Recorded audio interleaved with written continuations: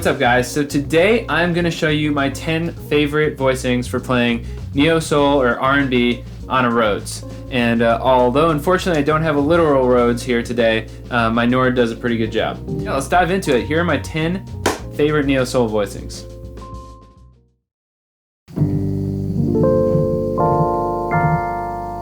Alright guys, coming in at number 10 is one of my favorite minor voicings.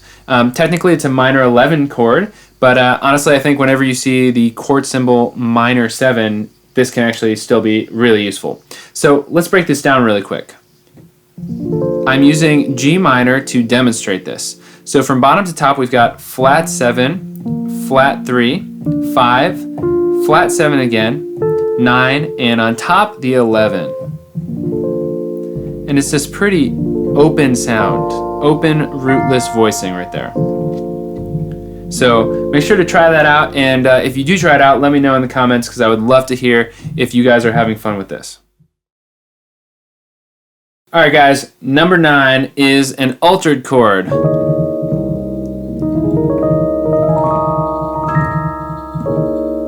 So in this case we are looking at C altered. For those of you that don't know the altered scale, it goes like this.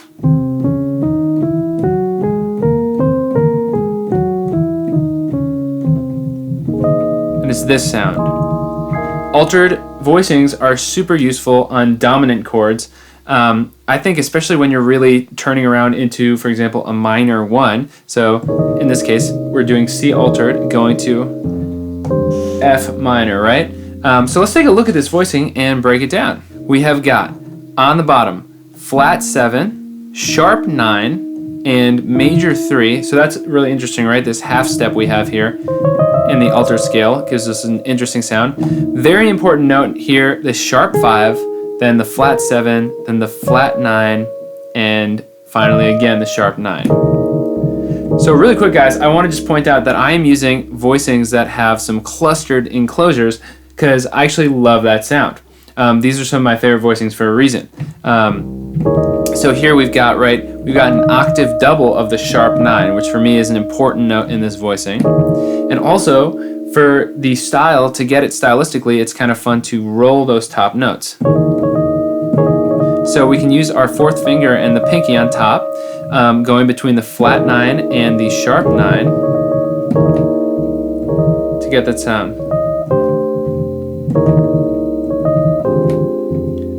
Cool guys. Alright guys, number 8 is a major 6/9 chord, and unlike our last couple voicings, rather than that clustered sound, it's very open sounding. So we are in the key of B major here, and from bottom to top we have the major 7, the 10, and then we have the 6, 9, like I said, major 6/9 chord. And then there we have the 5, and on the very top, major 7 again. But it's a really pretty chord. And also it's pretty fun and easy to move around, right? We can do. It's pretty nice.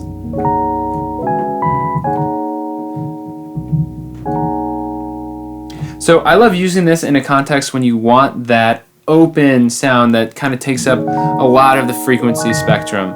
I think sometimes clustered voicings, as great as they are, you have these octave doubles and they can actually sometimes interfere more with something else going on. So if you're playing behind like a horn player or a vocalist, sometimes that open sound is really beautiful, especially when we're talking about rootless voicings.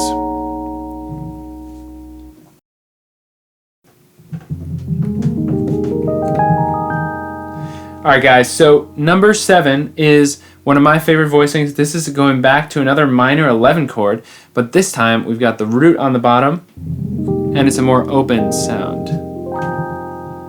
But we still have this little clustery section in the middle, which just gives it a beautiful, beautiful chordal timbre. I don't know if that's a term, but I went for it. So from bottom to top, we've got 1, 5, 9, flat 10, 11, flat 7, and 9 on top again. So we double that 9 still. And it's beautiful, beautiful sound. So this is great if you're actually playing by yourself, or it's just you and a vocalist, for example. But it's less rootless than the other chords we've done were rootless, so they're great for, you know, playing with a band when you've got a bass laying down in the bottom. But this chord is a better solo keys voicing.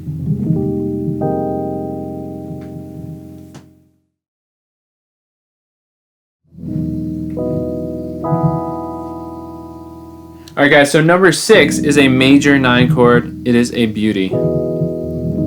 Pretty simple voicing actually. In the bottom we've just got 1, 5, 1, holding down the low end and giving us that beautiful foundation. And then in the right hand we've got 9, 10, 5, and major 7. Really pretty voicing. Very classic standard, but one of my favorites. And we are in the key of E currently. So we've got E, B, E, G flat, A flat, B, and E flat.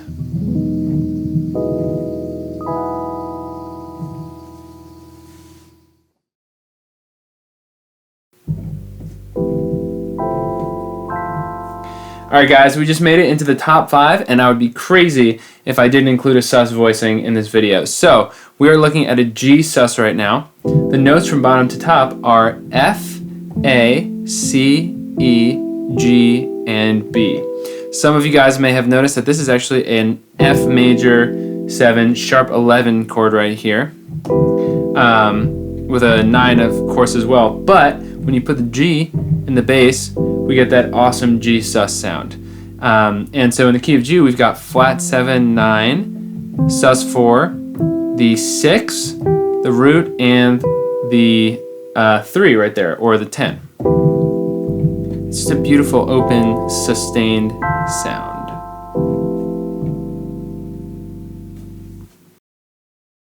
Alright guys, at number 4, we've got a half diminished voicing that I really like. We're going to do this one in the key of D half diminished. So this one is from bottom to top, F, A flat, C, E, and G. So we've got from bottom to top, we've got flat 3rd, flat 5th. Of course, we need that flat 5 for the half diminished sound. Then we got a flat 7, a 9, and an 11. So it's actually D half diminished 11. It's a really beautiful sound when you add that 11 in there. Then we can go down to a D flat major chord. Okay, let's get to the next voicing.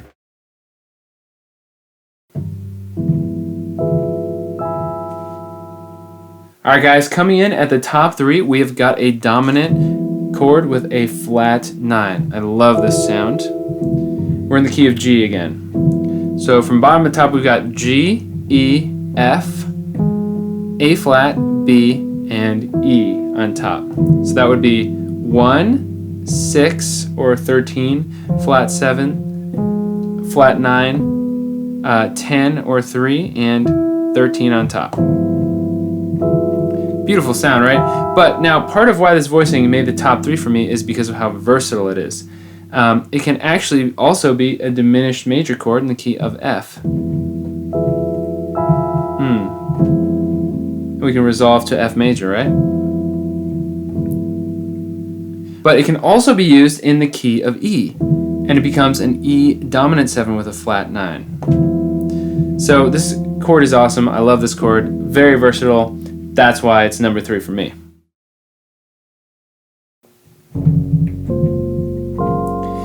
Alright guys, coming in at number 2 is this crazy major sharp 11 chord. I love it. It's super open sounding and it's all built on fifths. From bottom to top in the key of G flat, we've got G flat, D flat, A flat, B flat, F, and C on top. So by degree, we've got 1, 5, 9, 10, major 7, and then sharp 11 on top.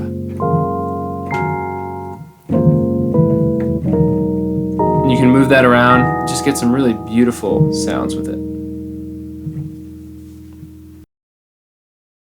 Alright guys, we have finally made it to number 1. And At first, this may seem a little anticlimactic to you, I will admit, but believe me, there's a reason I chose this voicing as number 1. And let me just show it to you first really quick. I almost even hesitate to say what it is. The reason being, it is so useful for so many things. But let's just for now call it an A flat major 7 here. So just a major 7 voicing, right? With that cluster at the bottom that doubles the octave, which is the major 7. So in the key of A flat, we've got major 7, 1, 3, 5, major 7. Super simple chord. In this case, G, A flat, C, E flat, and G. So why do I love this chord so much? Well, because it doesn't necessarily have to be an A flat major 7. It could also be an F minor 9. Beautiful. It also sounds amazing when you move it around in different intervals. So let's move it up in minor thirds.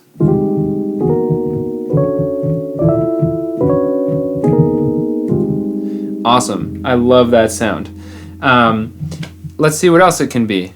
It could also be a B flat sus. Woo! There we go. I just love sus. That's why I had to make the woo sound right there. So the point being, this voicing is so useful. On top of that, you can do these little flicks, because I love that doubling at the octave.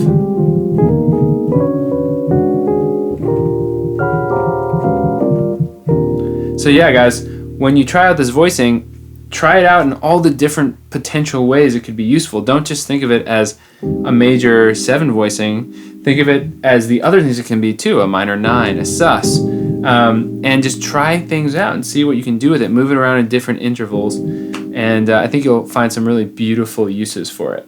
Alright guys, hope you enjoyed those voicings and hope you guys are going to go check them out, practice them, and use them when you're playing your own gigs.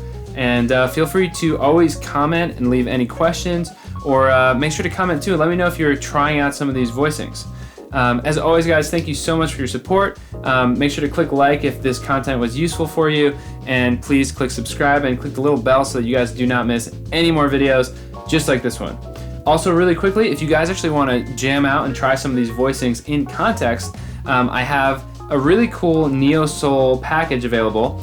It's called Jazz Styles Neo Soul. The link's in my description. It's got 21 Neo Soul progressions with this awesome drummer, buddy of mine, Cory Henry, playing drums. So you guys can jam with him, with me, and practice out all of these voicings that you just learned today. So if you're interested, check out the link in the description. All right, guys, thank you so much, and see you guys at the next video.